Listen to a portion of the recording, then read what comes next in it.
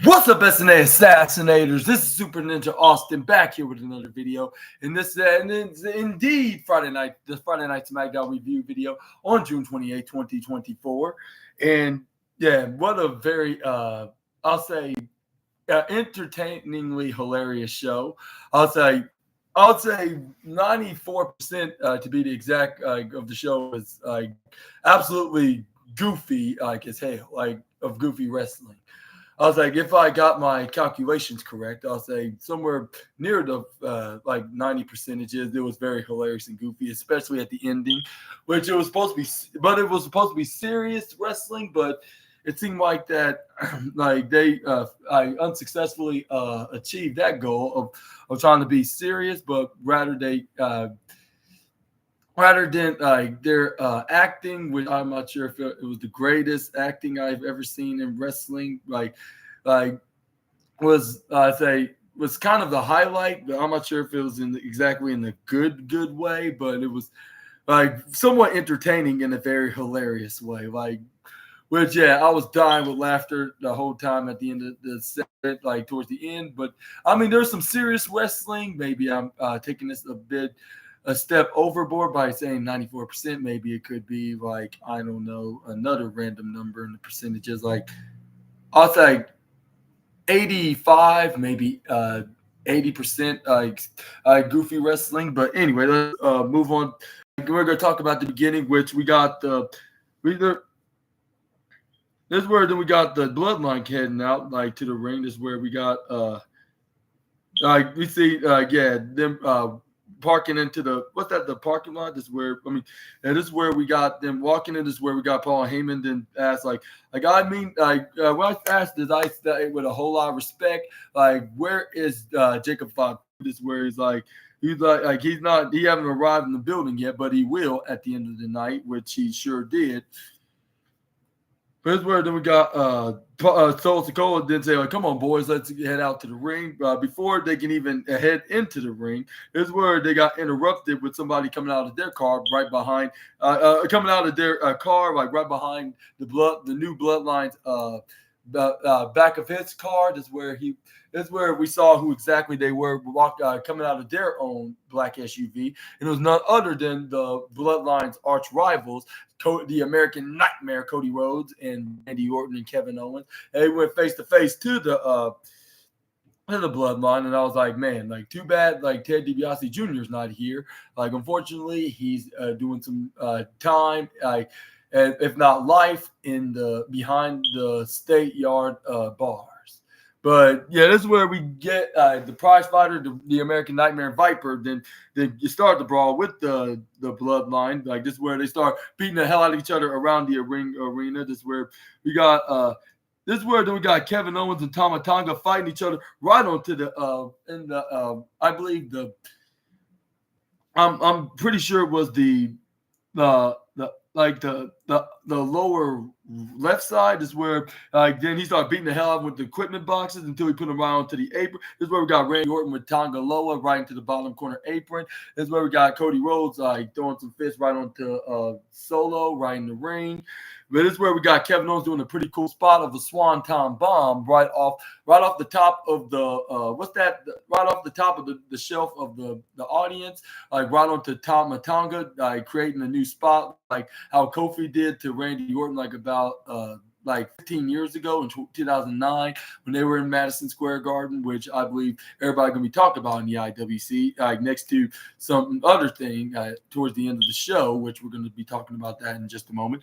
But this is where we got Kevin Owens then was yeah, anybody like that? Fans were hell yeah, we did. This is where then we got Randy Orton to hit a back suplex on the Tonga Loa. This is where we got Cody Rhodes clothesline Solo Sikoa out of the ring as soon as Randy Orton got his back. This is where Randy Orton and Cody Rhodes do you want more of this fight? You want a second helping? This is where the Nick Aldis came out with the security team. This is where he's no, not tonight. Not on a special night in Madison Square Garden. Sorry if I didn't give a special introduction of where exactly they were located tonight, which they were in Madison Square Garden, live in New York City, which the next time we'll be seeing them at an event, like we'll be at a meet and greet, which we're gonna probably see plenty of posts on all over social media about fans on what they asked the favorite WWE wrestlers, such as like Cody Rhodes and Kevin Owens and Bayley and Rhea Ripley and Seth Rollins and others. But anyway, this is where we got secured. This is where then we got them removing the Bloodlines, Tongans and Solo out until they try to order Cody and them to get out, like which Nick Aldis begged him to come out and do this the easy way and worry about the Bloodline a week from tomorrow, which is 8 days from now, like in June 6th, I believe. This is where we got one of the security guard that got sent in by Nick Aldis. Is where he's like, I'm just trying to do it the easy way and trying to keep the peace and stuff and blah, blah, blah. This is where Randy Orton got tired of him talking too much, so he just hit him with an RKO. This is where then we got Cody and Kevin Owens start beating the holy hell of the security team with Randy Orton. This is where they start Randy Orton was in the upper right side, throwing out the security guards, while Cody was doing on the side in the bottom left, and then the bottom right was Kevin Owens. And I was like this is somewhat interesting. Like I could never be this intriguing. Like when it's somebody else fighting security like this, like in this way. I mean, there is some moments that wrestlers, when they beat up security guards, like when the general managers orders the wrestlers to get out of the ring, could be very interesting, but not as often like this one, like right here. Like it's very rare, if that makes sense, of course. But let me know down in the comment section right down below and what's your thoughts on the spot. But this is where they eventually got him out of the arena. Yeah? There's some what? Snowfie? Oh, cousin Sophie. Okay, that's great. How is she doing? But anyway, this is where we got them finally getting out of the ring. This is where they finally got out of the arena. But before they did got out of the ring, I forgot to tell you guys, this is where Cody Rhodes got on the microphone first. He was like, I see this, like I see the sold out world's most famous arena, and that is in the United States, which is Madison Square Garden. Randy Orton was like, whoop, like, how everybody doing here in MSG? This is where then Cody Rhodes like, and yeah, and the magic in this arena here, like I should be defending my WWE championship, like the title that my father was supposed to win, like about 45 years ago, I believe. This is where then he's like, I should be defending it tonight against a worthy challenger. He was like, a worthy, credible opponent. Let me rephrase that. This is where then fans are like, yes, we want to see that. This is where we got Nick Aldis came out. This is where he had the NYPD come out with him, which I'm not sure if that's really NYPD.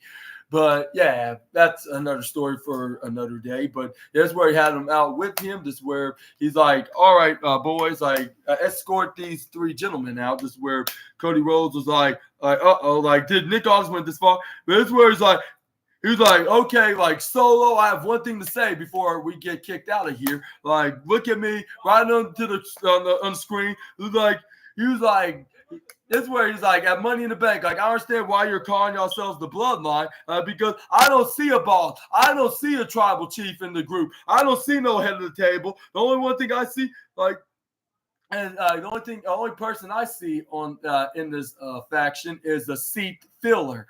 And I was like, yeah, like I've been thinking of that ever since I Soul Sokoa think he was hostile takeovering Roman Reigns' role as the tribal chief. Like, and this is where then Cody Rhodes did a microphone drop. This is where he's like, okay, we're ready. This is where Randy Orton's like, okay, like, we're gonna be heading out. Just don't touch us. That's where the police officers point them out the exit way. Is where they eventually left the building. Like, and what was your thoughts on this segment with Cody Rhodes and Randy Orton and Kevin Owens kind of getting some revenge on to the Bloodline members except for Jacob Fatu. And I was thinking to myself, like, why are they not trying to do like an 8-man tag match, which we could see Cody Rhodes, Kevin Owens, and Randy Orton could have a special what's that mystery tag partner, which it could be none other than Jimmy Uso or even Roman Reigns himself. Well, I'm not sure if it'll be the Tribal Chief, despite being a babyface. Like, I don't think he'll have any associations with the American Nightmare. But I'll say Jimmy Uso because he don't care who's he teaming with. He's just trying to get some revenge against his little brother and their cousins, like for assaulting him. Well, most likely just Solo and Tama Tonga, because it was only just them two, like before Tonga Loa and Jacob Fatu made their debuts, respectively. But for now, it seemed like it's only going to be a 6-man tag match. But let me know in the comments below if you think it's going to be otherwise anytime soon. All right, But yeah, I thought I might just brainstorm an idea would be more interesting than just a 6-man tag match. But before we move on from the segment between Owens, Orton, and Rhodes, I have one more thing. This is where we got Kayla Braxton, which is her last day, of course, like in WWE, because her contract with the company expires exactly today, or tonight, actually, considering the time. But this is where then we got her asking Nick Aldis some questions about this matter. This is where then Nick Aldis was like I have a whole lot going on right now. I'm afraid I cannot talk about that right now. This is where then Nick Aldis took care of the issues between Team Rhodes and the Bloodline.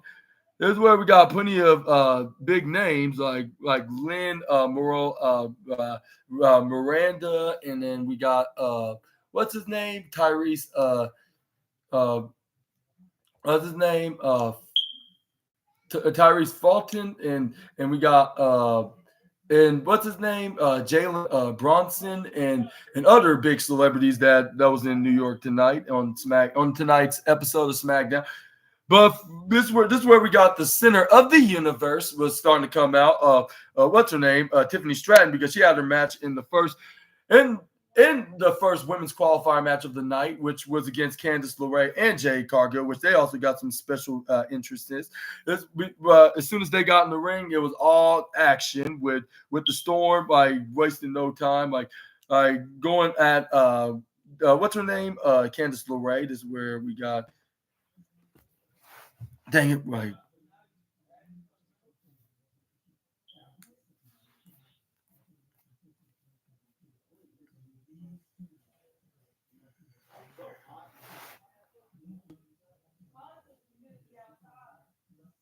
Episode 68.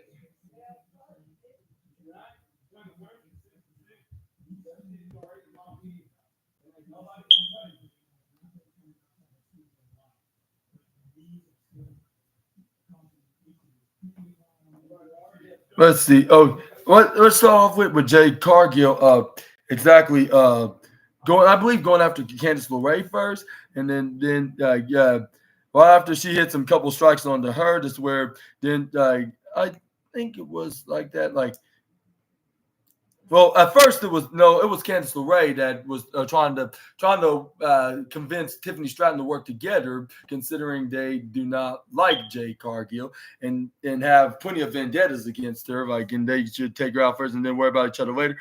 There was Jade Cargill actually went for a strike on Tiffany Stratton, then going for Candice LeRae, and then this is where she started playing some wrestling ping pong with both women. This is where she'd go right hand on the right and then the right hand to the left, and then until Tiffany Stratton did a missile drop kick right onto the midsection.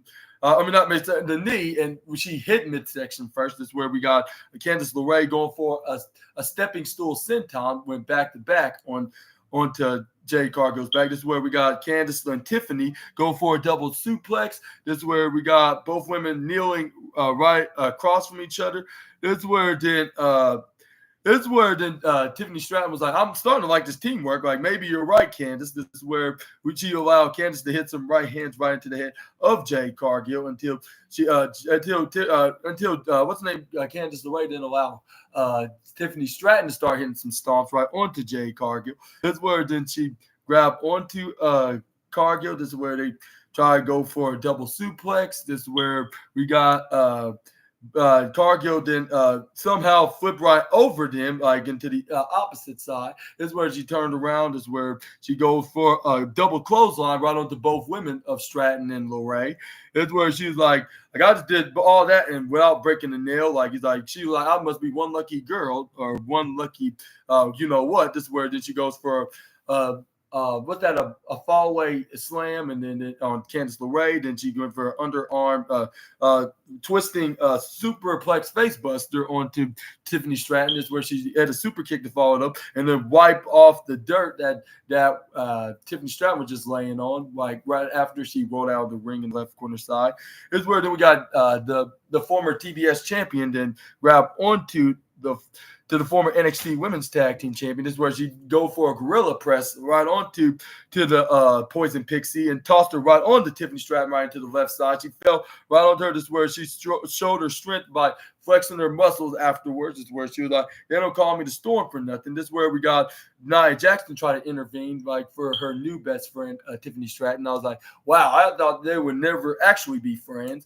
Like, well, maybe I'm kind of exaggerating a little bit. I was not expecting to be anytime soon, though. But no matter, either way, like because Bianca Belair was coming out for her friend, like she was like Duke can play at this game, like even though it's a no DQ match, like but I'm gonna make sure this match will still be fair, like and have a true winner. And this actually like, oh really, like you think that I'm trying to get involved? Like, no, I'm letting my new friend Tiffany doing all the work because she actually does not need me. Like, only thing that she needs is my support. And then this is where Bianca Belair's like, oh, sure you are here for her support, like the support of adding muscles into her fake rubber arms or something like that between the lines. This is where then we got what happened in the ring. This is where I believe we got Jade Cargill was in the offensive side onto both women until Candice LeRae then intercepted and hit step up insecurity. But this is where we got Jade Cargill hit a pump kick right into the face. This is where then she went up right on the Stratton when she got back up. But this is where she tossed her right into the upper right side, tried to go for a spear right onto the midsection of the Stratton, but Stratton leaped right over her. She hits face first right onto the turnbuckle. This is where then she go for a rolling flip into a cartwheel, picking up Candice LeRae for an Alabama slam, slamming her back first right onto the into the turnbuckle, Tina the turnbuckle to be exact. This is where then we got Tiffany Stratton to go for a cartwheel backflip into an elbow strike. This is where then she did the same with what's her name? Candice LeRae, diagonal from Jade Cargill that was laying on the upper right side. She went back down into the bottom left side, but this is where we got Candice LeRae moving out of the way. This is where then we got Candice LeRae then going for a running bulldog, but this is where we got with all her strength, Tiffany Stratton pushes her right off onto Jade Cargill. She hits a double A spine buster onto the Poison Pixie. This is where we got Tiffany Stratton going for a double drop kick right onto the midsection. This is where she tried to go for a cover, but this is where we got Jade Cargill by this is where Jade Cargill came in for the. Candice LeRae came for the save on like with Tiffany was Cargill. This is where we got Bianca Belair clapping for her teammate to win this match, and so she can qualify for the women's Money in the Bank ladder match. This is where we got Candice LeRae was starting to hit a couple of minor fists right onto both Cargill and Stratton. This is where we got her going left, right, left until Cargill got back up. She was not really intimidated at all, despite being down on the ground for like a second there. This is where she grabbed her with both of her hands and grabbing around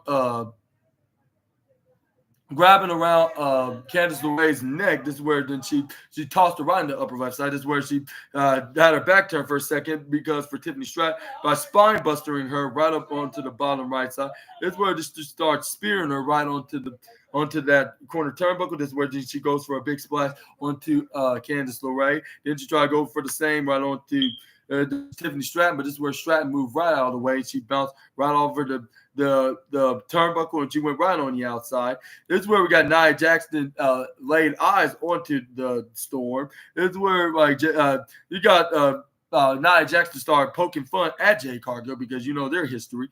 But luckily, this This is where luckily luckily Jade Cargill had some backup of Bianca. This is where Bianca's like, what the hell you're doing? You're not supposed to be me out here. Like, you should be minding your business. Where the referee's like, hey, like, y'all need to step away from each other. This is where the referee was like y'all need to stop fighting here. This is where Bianca Belair's like, no, not until Nia Jax leave from this area. This is where Nia Jax you can't tell me where I can be. Like, I can be wherever I want because I'm your queen.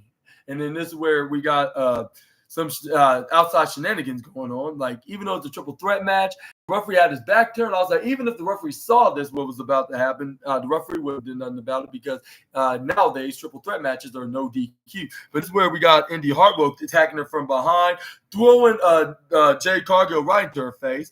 Right to Rita, the ring post in the bottom right side. This is where we got Tiffany Stratton saw this. This is where she took advantage, tried to go for a cover right on to Candice LeRae that was down on the ground. But this is where we got Candice LeRae play possum and trick the center of the universe.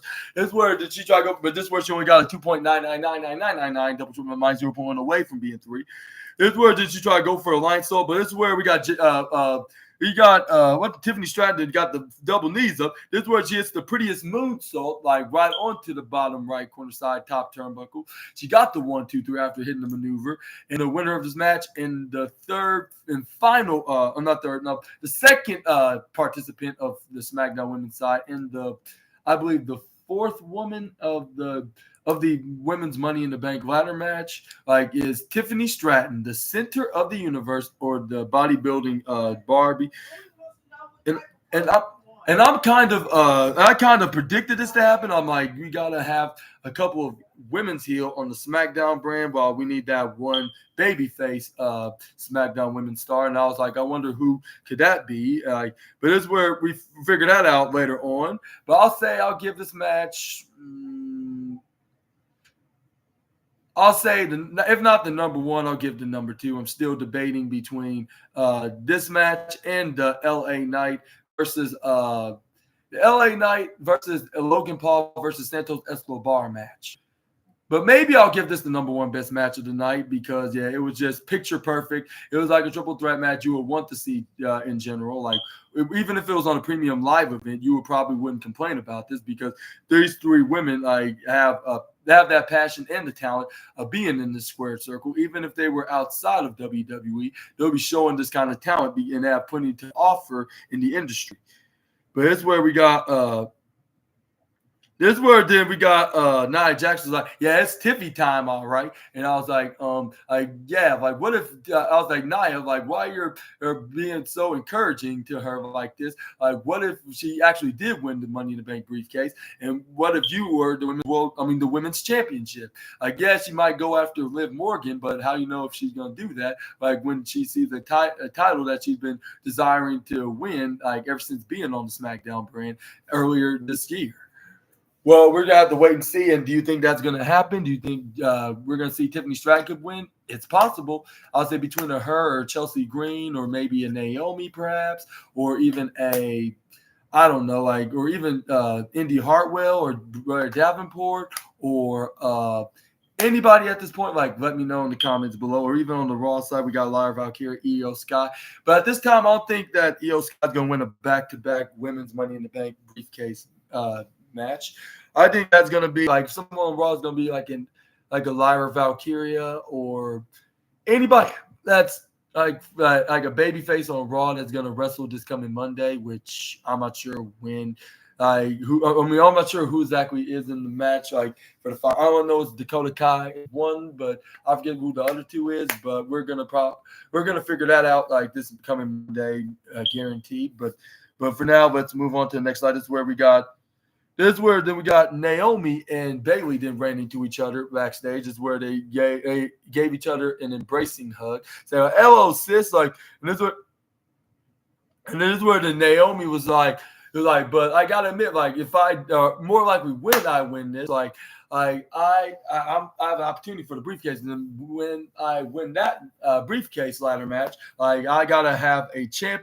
I have to find a champion to cash in that briefcase, if you know what I mean. This is where Bayley didn't shrug her off, say, yeah, whoop. yeah, we're gonna worry about that later, like about who you're gonna cash it in on, but for now, I'm gonna be cheering you on, in this qualifying match, in this in the ladder match, in 8 days from now. This is where they start going for elbow bumps, nudging each other, and this is where Blair Tapper was oh, and she was like, yeah, this is very cute, you're talking about a fictional situation, because Naomi's not going to be winning the Nines qualifying.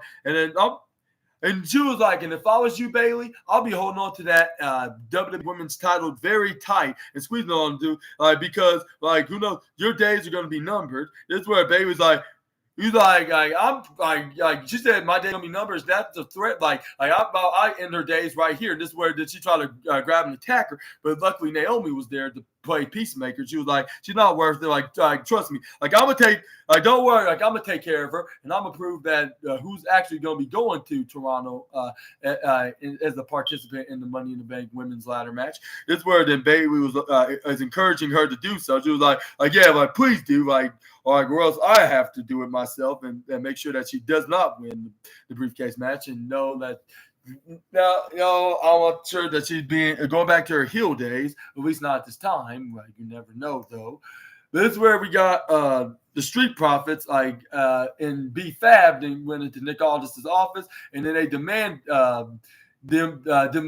him to book a tag team match with the Tongan brothers, Tama Tonga and Tonga Loa. This is where Nick Aldis I'll say not confirmed. He confirmed something, but I meant to say denied first. He denied them, saying that tonight's not a good night for two reasons. One, it's already been a complete cluster, with them brawling with Randy Orton, Cody Rhodes, and Kevin Owens. And two, they have a special ceremonious segment, with their new member, Jacob Fatu. And he's like, how about we do it next week? This is where the Street Profits were like, no, we want the match tonight.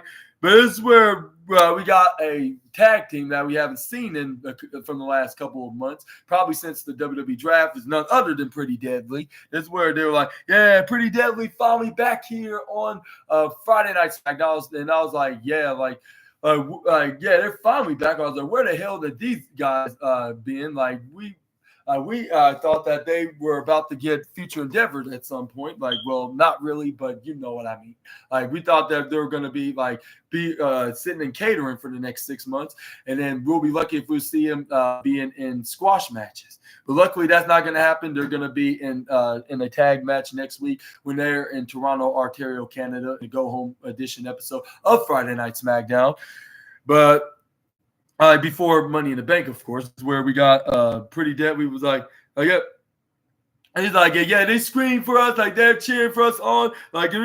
And then this where then we got Kit Wilson was like, we're inspired of New York City, in the content of Broadway. And then this is where Elton Prince was like, and Nick, if you want us to receive the we are the waiting, we're gonna give the perfect part, anything that you think about, this is magic, this is Pretty Deadly, the musical. And I'm saying if WWE was exactly a musical Broadway play, I'll say maybe this wouldn't sound like a half bad name.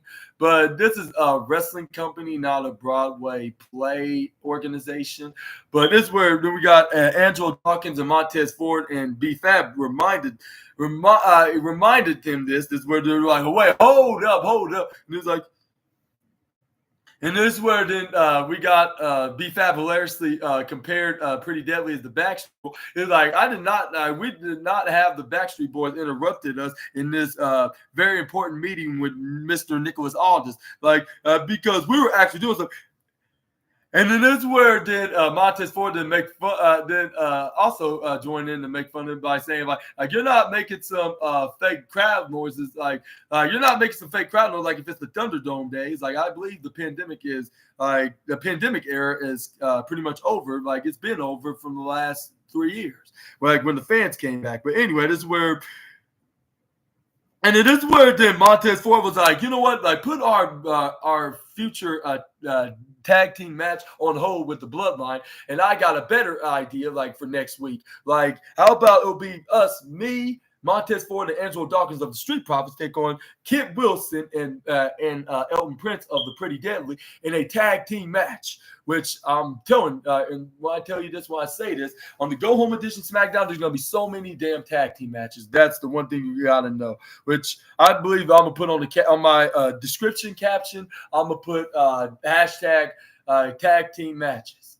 And I'm not sure like if that would be a great idea, but it will make sense because considering there's going to be triple tag team matches on the card for next week's episode of the Blue roster of WWE. But this is where we got, and who thinks going to win that match as well? Let me know in the comments down below. But this is where we got, Santos Escobar then was heading out to the ring next after they did a recap of this future potential match, because this match has been dedicating to the LA Knight versus Logan Paul feud, despite being a qualifier match and with Santos Escobar being the third wheel. But even for being the third wheel, WWE kind of had us fooled at one hand that we thought that Santos Escobar was actually going to win, because we did saw LA Knight and Logan Paul were keeping too much, keeping their eyes too much glued to onto their to each other, like and being paranoid on what they're gonna do like into this tag team match. I mean, not triple threat match. I don't know where I even got tag team from, but anyway, that's where we got. But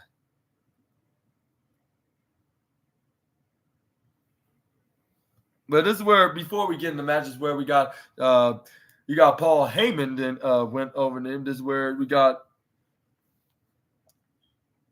This is where then Paul Heyman then tried to give him some advice. This is where he was like he's like, or not, no, I don't think not give him advice yet. This where it's like, this is where he informed Solo that Cody Rhodes and Randy Orton and Kevin Owens are no longer in the building. This is where he's like, they were taken care of and they got escorted out of the arena by NYPD. And then he said, I gotta ask you like these two questions, like that's been on my mind. Like what all this leads to now, like what, like one, like Solo, what the hell's going? Like, let me serve you. Like, please let me serve you as a wise man. Like, and what the what the hell are we doing tonight? And two, which is most important thing that we need to be focusing on, where the hell is Solo at? And then this is where Solo's coach like, all right, like Paul, like I know you're my wise man, and I need to be taking more of your advice. Like, why wouldn't I let you do that? And what would be the point of you being my wise man? Like, if I don't take your advice, that is very wise. Like, otherwise, like, why are you even here? Like, if you're here for some other reason, like, I would have kicked you to the curb a long time ago. And then this is where I was thinking to myself, like, he makes a good point, but I was not expecting what was going to be happening at the end of the show, which we're going to be talking about in just a moment. But yeah, even if it did kind of seem like they're teasing something here, like it just did not look like the night that it would have happened. But it's where we do get the triple threat match between LA Knight and Logan Paul and Santos Escobar. This is where we got Logan Paul had kind of a special surprise for the New York guys. It's where he was like, hello everybody here in the most famous arena. He's like, and this is where it's like, and you guys are like, all really do suck. And then this is where fans start booing the sugar honey iced tea out of him, like as well as they can. Like if he's Dominic Mysterio of the SmackDown roster, this is where it's like, that's why I brought somebody with me, and I actually win at Madison Square Garden, and ladies and gentlemen, I want to present you Indiana Pacers basketball player. What's his name? Tyrese Halliburton, yeah, Halliburton, yeah. This is where then he came out. This is where he was in ringside with the current United States champion. This is where we got LA Knight then starting off with Santos Escobar, getting them some strikes until he went up to Logan Paul and put him up right into the upper right side to start spearing him right in the midsection. But this is where we got Logan Paul and fought back and started hitting some right hands of his own until LA Knight then started going back into some punches until we got Santos Escobar did in a small spear, like and bringing him to the ground to the megastar. That's where he started hitting some repeated right hands onto the megastar. That's where we got the social media megastar start helping stomp onto the LA Knight with the leader of Legado del Fantasma. This is where then Santos Escobar was like, "Oh, you think you want to join? You think that you have every right to join into the fun of this beatdown fest onto a man that claims that he's from Los Angeles just because that's his first name." And then this is where then Logan Paul's like, "Hell yes, I want to." He's like, and he's like, and I can do the same for you if you're not on my side. This is where then Santos Escobar was like, "Wait, I thought we're not nobody's side. It's every man for himself. That's the point in the rules of a triple threat situation." And then this is where then Logan Paul's like, I'm gonna be pinning him first. This is where we got Santos Escobar like, "No, I am." This is where they're like, only one way to find out is to see who can beat him up more harder than the other. This is where we got Santos Escobar then pushing Logan Paul out of the way. He's like, "Me first." And this is where then Logan Paul's like, "Well, that was rude." And this is where he hits a big right hand onto the Megastar. This is where then we got Logan Paul to push Santos Escobar when Santos was trying to be a bit selfish. This is where then he was like, "You already had your turn. Like now it's mine." This is where he hits the European uppercut onto Knight. This is where we got Santos Escobar then pushed Logan to the side. This is where he hits him right. This is where fans were cheering on LA Knight. This is where then we got each other keep pushing each other, even if they're hitting some tap touches. Like this is where Santos did so. Like when he went right up to the upper corner ropes, ran right through there, hit a sliding Hurricane Rana right on tonight. This is where then Santos Escobar started taunting the fans, saying like, "Legado, baby." And this is where they got Logan Paul hit a big right strike right onto the head of Santos. And this is where he threw him right into the top corner of the ringside area. This is where we got Logan Paul then going for a wrist lock and then turned it into a gut wrench suplex and back first on the night. This is where he tried to go for a cover, but this is where LA Knight got the left shoulder up at 1 point, I believe 7. But this is where we got this is where we got what's his name? Logan Paul, Irish Whip, LA Knight right into the top corner. He tried to go for a clothesline. He ducks out of it, goes for the bottom corner. That's where he ducks out of a back clothesline by the social media megastar. He hits a baseball sliding kick, drop kick to be exact, on the top corner of the ringside area onto Santos Escobar. This is where then we got LA Knight's like, "Okay, I took care of one trash, but I need to take care of the main trash that's still in the ring." This is where then he hit a shoulder bump right into the midsection of Logan Paul and then followed up with a springboard shoulder block like if he was Sheamus. This is where we got LA Knight's like, "Whose game is this, people?" This is where fans like, "Yeah, we all know who it is." This is where the fans start continuing saying, "Yeah," when he starts stomping on the Paul, starting hitting some right hands, like if he's finally getting his revenge, which he sort of is, like from him hitting him with that one lucky right hand shot last week when he ambushed him from behind. When he took care of Santos Escobar when he was in the brawl with him. This is where we got LA Knight then pick up Logan. This is where he dipped him right to the top corner into the bottom. This is where he didn't go bow his head like about a few seconds before he was coming his way. And even though that's not that long, like, but still, like, it was long enough that it was not really smart just to do it like right away, like even if it is a few seconds before the hands. Like if it's like even if it's 5 or even 4, like you always wait until it's like a second or two, then bow your head to hit the maneuver. But this is where we got Logan Paul kicks him right in the gut after kicking him right in the head and hits him with this very impressive powerbomb facebuster combo maneuver right onto Knight. This is where LA Knight's like, this is where Logan Paul's like you don't know who you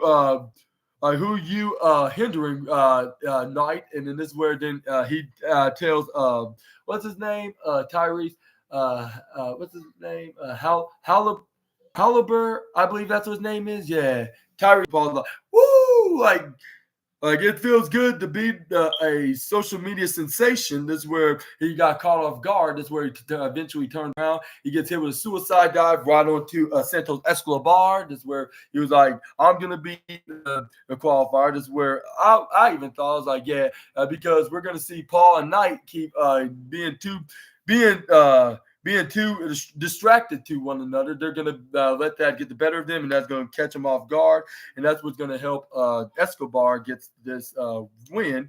But this is where once him and Knight were in the ring, like that's when the tables have turned. This is where LA Knight caught him like right on the shoulders. This is where he went right to the upper right side. This is where then he tried to go for like an avalanche plunge kind of maneuver, like if he's actually like the new Mr. Kennedy of the business.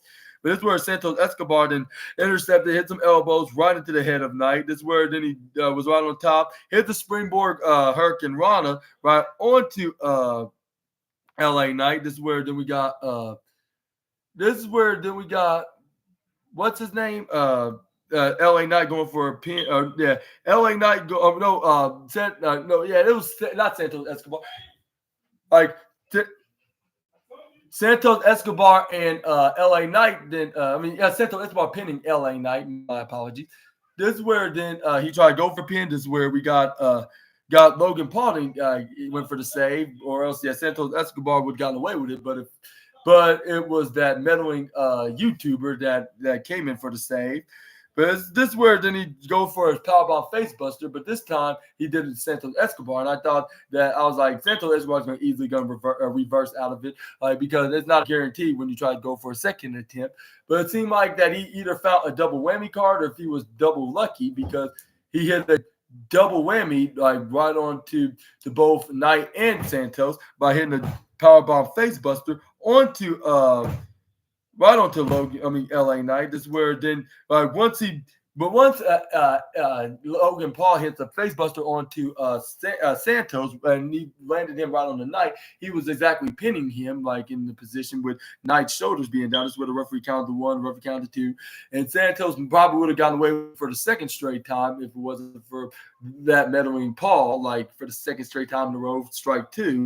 This is where then Logan Paul then try to go for a cover right onto Knight and try to take advantage, but Knight still kicked out of that maneuver. This is where he then tried to go for a pin onto Santos after hitting that pop off it. But it was like not until like that was like 20 seconds after he already hit the maneuver. So Santos Escobar's obviously going to recover by then and kick out at 2.7. This is where Logan Paul is very frustrated. He's like, who's going to be knocked out? Like, who should I pin? Like, and this is where the Madison Square Garden fans like, you better figure it out somehow. This is where we got Logan Paul's like, shut the hell up and mind your business. This is where fans like if we're attending the show, it kind of is our business to know what exactly going on here, because we paid our hard-earned money to see the show. But anyway, this is where we got Logan Paul then go for a right hand onto LA Knight, but LA Knight fought back, hit a right hand of his own. This is where we got Logan Paul hits a European uppercut. This is where we trying to hit a one lucky shot right onto LA Knight. This is where LA Knight kicks him right in the gut, start hitting some bionic punches that look similar to like The Rock as well. This is where then the audio was going out like for some reason. I'm not sure if it's some kind of audio production issues on the truck or there's some very profanity language that's been used by the Madison Square Garden fans. But this is where then we got Logan Paul counters out of Irish whip from LA Knight. This is where he tried to go for a big clothesline, but LA Knight did go for a side wrestling leg sweep right onto Logan. This is where we got Santos Escobar trying to charge right on to LA Knight. This is where LA Knight hit a DDT on him. This is where we got Joy go for. This is where Logan tried to go for a big splash, but LA Knight rolled out of the way. This is where he tried to go get the win by pinning Santos, but this is where LA Knight encountered and drag her right up. This is where his what's that like a standing back suplex onto this YouTuber with him still standing. This is where LA Knights are spinning around. Look like he's about to hit It is LA Knight chanted elbow drop. Like he normally does before going for the blood force trauma. But before he can even hit the maneuver while running through the left side, he gets knee strike right to the face by Santos. This is where then he grab onto him. This is where he puts him right onto his shoulders. Try to go for the phantom driver, but this is where LA Knight then counters and hit a what's that? A double gang power slam. Then he hits the guaranteed elbow drop. Even though like Santos Escobar was the interception, but this is where we got instead of Logan Paul. So I guess that makes sense. Like for yeah. But I guess that makes sense. Like not exactly a guaranteed, but I guess still guaranteed though because he successfully got it done. But it's just that it's not because of a failed attempt. I mean, it was kind of a failed attempt, but it was all thanks to Santos Escobar interfering. But anyway, this is where we got LA Knight and got back up. Here's where then he had Logan Paul on the bottom left side. This is where he bounced right off the diagonal corner in the upper right side. Knees Paul right into the face. This is where we got Santos kneeing him right into the midsection. This is where we got Santos then going for a phantom driver, which this time he hit it successfully because the last time it was a fluke. And yeah, you know the rules on 4,000 the page on 4003 it's. Or yeah, and the wrestling rule book on page 4003, if you hit your opponent first attempt with your try to hit it with the first attempt with a finisher, like if it doesn't work, it's gonna be a guaranteed the second attempt.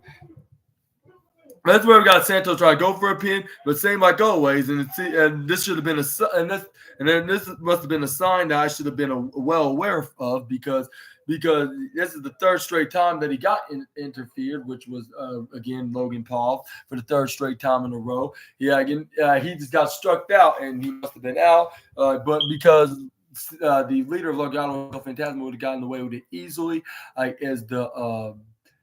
as the fifth guy. Right? I'm not. Yeah, I mean not fifth. Yeah, I'm right. The fifth guy of the Money in the Bank ladder match. But yeah, it's always keep. But Logan Paul's always keep meddling, and that must have been his middle name because he just loves to meddle. Logan meddling Paul, if that makes sense. But anyway, that's where then we got. This is where we got Logan Paul in charge right up on Santos Escobar. Try to go for a big forearm right to Santos Escobar's face, and then followed up with a chop. And it's where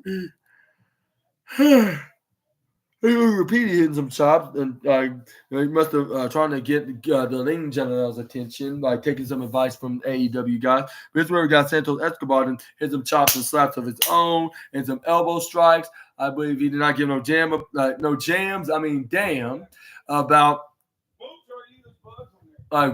right onto what the general said, but I believe they were on the number 5 and number 6 list with Logan being number 5 and Santos number 6. This is where we got Logan kicks Santos right to the face. This is where we got Santos there to step up into the Geary, like if he was the new Alberto Del Rio. This is where then we got Santos try to go for avalanche suplex. This is where we got LA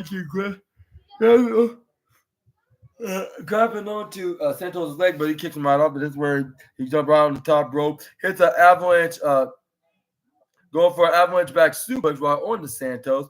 But this is where Logan Paul to try to take advantage while he still was up in the top rope in the upper right side. This is where he hits the swanton right onto LA Knight. But this is where Logan Paul nearly had it won right here because once he tried to go for a pin, the referee was 1 and then 2. And then I'm telling you, like at the final second, the referee almost got 3 when he was at 2.9999999 double triple nine drilling down until it was 0. This was an inch away from getting 3. And I was like, man, like that actually did not happen. And I was like, even though like we all know that it was gonna be a near fall, but I never thought that it would be so close like this. But this is where we got Logan Paul was like, oh, come on, like, you know what? And this is where he starts staring at what's his name?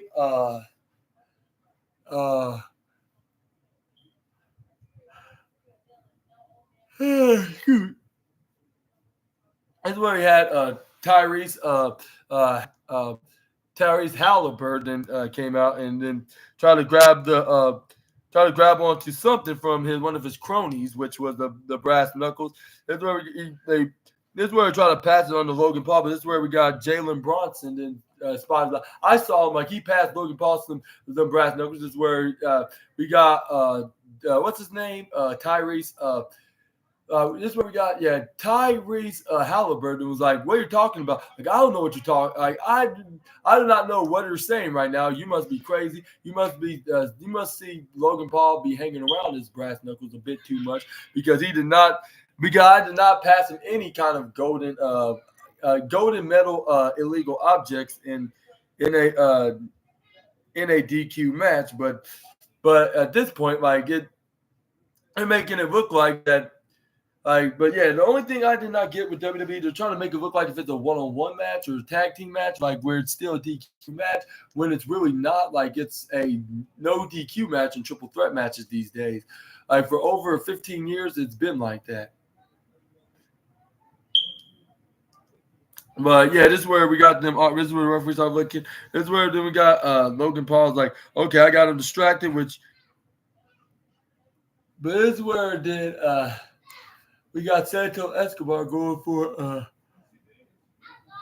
I know we got Logan Paul, which he was distracted by from when he tried to go for the brass knuckles onto either him or LA Knight. This is where we got Santos Escobar trying to go for a double knee onto Paul. I mean, not Paul, the LA Knight right onto the bottom right of the corner.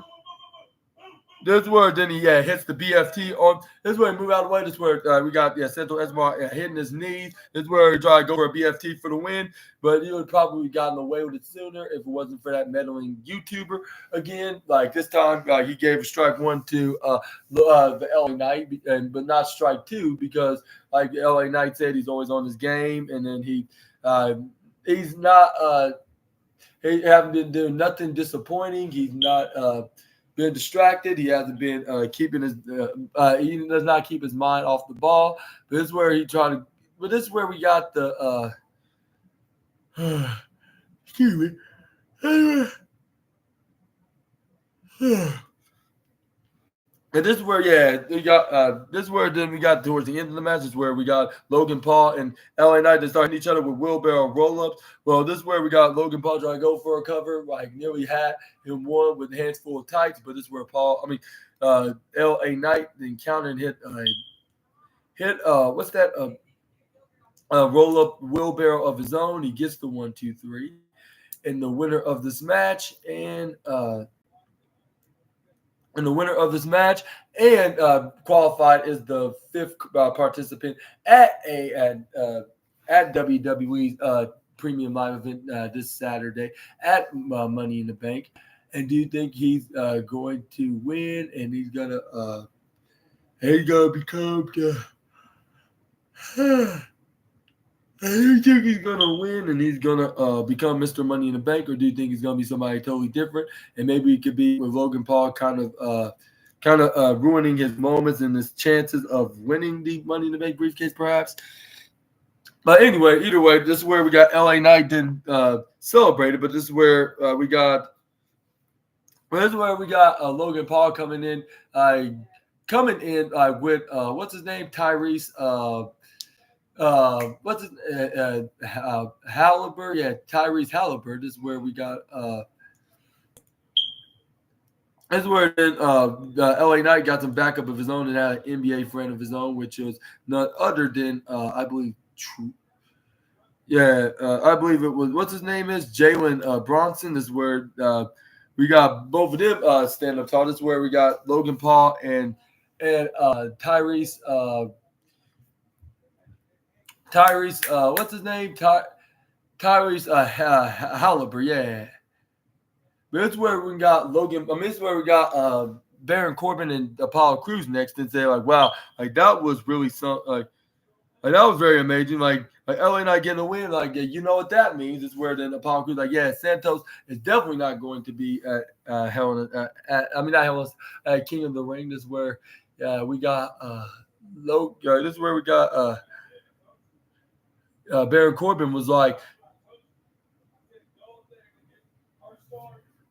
it's this is where the Baron Corbin was like, yeah, like in that Money in the Bank match is no joke, and he was like too bad, like I'm not gonna get shot at that chip. And this is where Apollo Crews then jokingly said, like, yeah, like weren't you already in the Money in the Bank briefcase? And that's where then he started chuckling. This is where Baron Corbin then sighed and said. In a reply saying yes, like, and it didn't turn out very well, referencing that he unsuccessfully cashed in on Jinder Mahal. Like, it was all thanks to John Cena and kayfabe with him being distracted. But also, this is where Baron Corbin's like, yeah, do you really have to bring up about bring up about that though? Like, this is where Apollo Crews like, I thought I might have something funny. And this is where, and then this is where the Baron.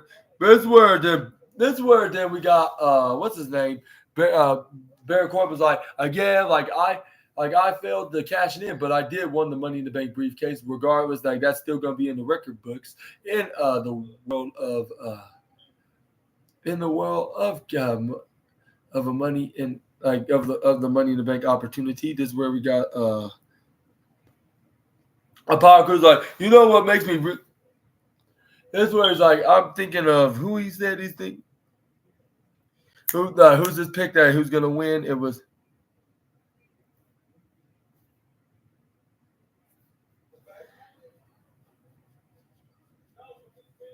Oh yeah, this is what Paul Cruz rooted for. He's like, to be honest, like I'm a root for Jay. Like he has it in the bag. Like he makes me very happy, like and enthusiastic. And he's like, and what else makes me happy is that Santos Escobar have no chance in hell of winning. This is where Baron Corbin agrees. Like, yeah, like that's great news. Like, and let's hope it keeps it that way. And this is where the Baron Corbin's like, yeah, that's the circle of karma of messing with me and you. Like, he deserves that, man. This is where then the Apollo Crews like, yeah, like he totally deserves that. Like, it's karma, like coming back to him. Like, and he was like, and even though I got my payback on his boys on NXT about a couple weeks ago, like, but before he can even continue what he was saying, this is where he got sort of interrupted by the former Prince of Nigeria, I guess you get in kayfabe, which hopefully that's not offensive. But let's talk about Carmelo Hayes. Then step in. This is where he's like, "Hello, guys. Anybody been mentioning me? This is where." And this is where it's like he's like, and this is where Barry Corbin's like, you know, like I think I met you from somewhere. This is where the Carmelo Hayes like, no, like you must have been talking about a totally different Melo, like the Melo that was champion. I was like, wow, like how many Carmelo Hayes are there? Like there's so many, like there must be so many clones and duplicates of him. Like, but who's actually the real one? Which I believe, I guess the one that was wearing that nice black dress shirt that was on tonight's SmackDown was the real one.